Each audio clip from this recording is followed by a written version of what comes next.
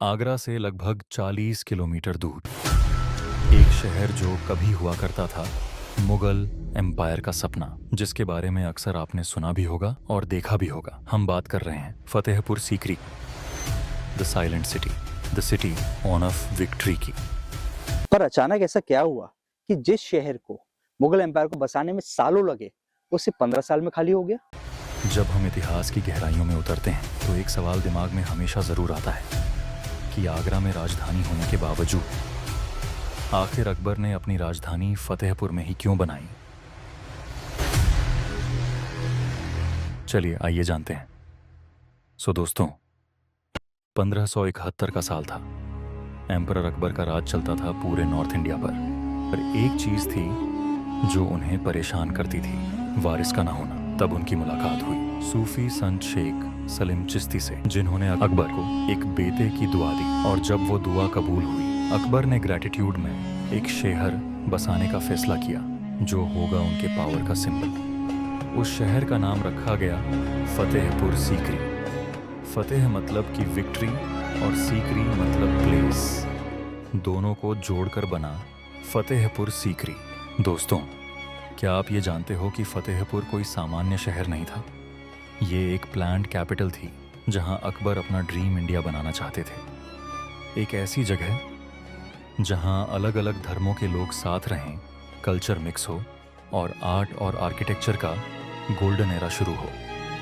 अकबर की सोच बहुत मॉडर्न थी। उन्होंने हिंदू हाथों पर्शियन, जैन और इस्लामिक स्टाइल को मिलाकर एक नई आर्किटेक्चरल लैंग्वेज बनाई। और आज इस शहर की हर इमारत वही कहानी बयां करती है। दोस्तों, जब हम फतेहपुर सीकरी में एंट्री करते हैं तो हमें सबसे पहले दीवान आम दिखाई देता है। दीवाने आम, जिसे कहा जाता था अकबर का पब्लिक कोर्ट। गाइस, ये जो आप गार्डन देख रहे हो ना, ये वर्ल्ड हेरिटेज साइट बनने के बाद बना है। पहले यहाँ लाल बलुआ पत्थर से बना एक विशाल मैदान हुआ करता था, जहाँ बीच में अकबर अपने नवरत्नों के साथ बैठकर सीधे जनता से बात करते थे और उनकी परेशानियां सुनते थे।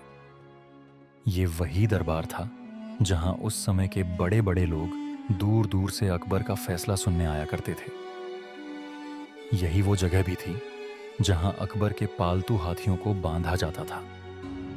कहा जाता है कि सुनवाई के दौरान अगर कोई मुजरिम दोषी साबित हो जाता तो उसे जनता के बीचों बीच हाथी से कुचलवाकर मौत की सजा दी जाती थी। गाइस, राजा होके लोगों की बात डायरेक्टली सुनना is something unique for that era.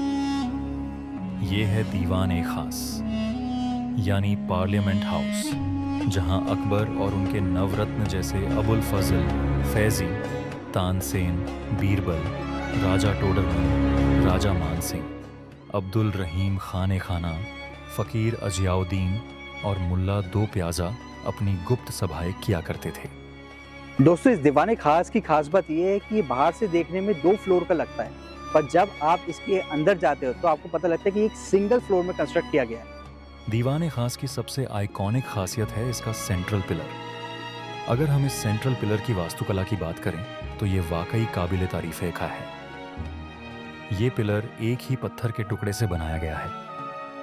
अगर हम इसे ध्यान से देखें तो इसमें 36 खूबसूरत घुमावदार ब्रैकेट्स दिखाई देते हैं और बीच में एक बालकनी जैसा प्लेटफॉर्म भी बना हुआ है। इस पिलर की एक और खास बात यह है कि इसे बनाते समय सभी धर्मों को ध्यान में रखा गया था। इस पिलर का सिंपल मैसेज था, एक इंडिया मल्टीपल कल्चर्स, सब एक पिलर के आसपास। चलिए दोस्तों, अब हम आपको दिखाते हैं पंचमहल। पंचमहल, जिसे बौद्ध वास्तुकला के अनुसार बनाया गया था। यह 5 मंजिलों और 176 स्तंभों का अद्भुत संगम है। पंचमहल की सबसे खास बात यह थी कि इसकी हर मंजिल अपने नीचे वाली मंजिल से छोटी बनाई गई थी। दोस्तों, जब हम इतिहास की गहराइयों में गए तो हमें पता चला कि पंचमहल को बाद गिरबाद के नाम से भी जाना जाता है। ऐसा इसलिए क्योंकि हर शाम अकबर अपनी तीनों रानियों के साथ यहाँ बैठकर ठंडी हवा का आनंद लिया करते थे। दोस्तों, अब हम आए हैं जोधाबाई पैलेस। जोधाबाई, जो कि एक हिंदू राजपूत राजा भरमर की बेटी और अकबर की तीसरी पत्नी थी। इस महल में मौजूद राजपूत वास्तुकला, रंग बिरंगे डिजाइन्स और विशाल आंगन अकबर के सम्मान और भव्यता का प्रतीक थे। साथ ही यह भी दर्शाता है कि भारत की वास्तुकला कितनी समृद्ध और शानदार थी।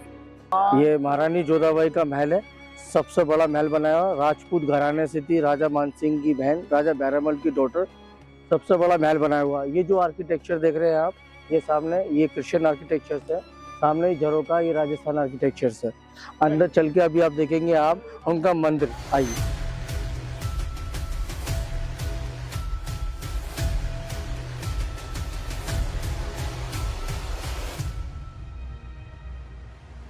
दोस्तों अब हम रोशनी डालते हैं उन हिडन फैक्ट्स पे कि जिस शहर को मुगल एम्पायर को बनाने में सालों लगे वो सिर्फ 15 साल में खाली हो गया। चलिए जानते हैं क्यों। इसके पीछे according to the historians major 3 reasons थे। सबसे पहला, फतेहपुर सीकरी में पानी की कमी होना, दूसरा अकबर का नॉर्थ वेस्ट बेल्ट के कैंपेन में शिफ्ट होना, और तीसरा कुछ स्ट्रैटेजिक मिलिट्री अलायंस। इन तीनों वजहों से फतेहपुर सीकरी सिर्फ 15 साल में, जो कि एक प्लान सिटी हुआ करती थी अकबर की, वो खाली हो गई। चलिए अब पहुंचते हैं उस मास्टरपीस के पास जो 54 मीटर ऊंचा है। लाल बलुआ पत्थर और सफेद संगमरमर का अद्भुत संगम। एक पहाड़ी की बुलंदी पर बना ऐसा विशाल दरवाजा जिसके सामने इंसान भी छोटा पड़ जाए। इसे हम बुलंद दरवाजा के नाम से जानते हैं। जैसा कि आप देख सकते हैं, अकॉर्डिंग टू अकबर्स इंटेंशन ये दरवाजा पहाड़ के ऊपर इसलिए बनवाया गया कि जब आप 52 सीढ़ियां चढ़कर इस दरवाजे पे आओ तो आपको मुगल पावर का वेट फील हो। इस दरवाजे पर एक फारसी शिलालेख लिखा हुआ है जिसमें ईसा मसीह के शब्द अंकित हैं। दुनिया एक पुल है, इसे पार करो, लेकिन इस पर अपना घर मत बनाओ।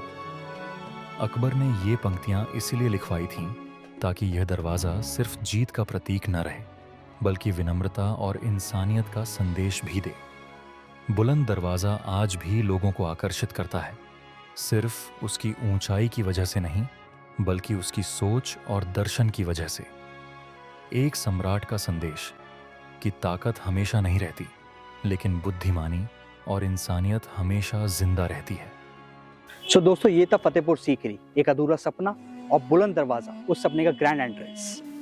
दोस्तों अगर आपको हमारी वीडियो पसंद आई हो तो लाइक करें, शेयर करें एंड कमेंट करें, और हमारे चैनल द T3 वाइब्स को सब्सक्राइब जरूर करें।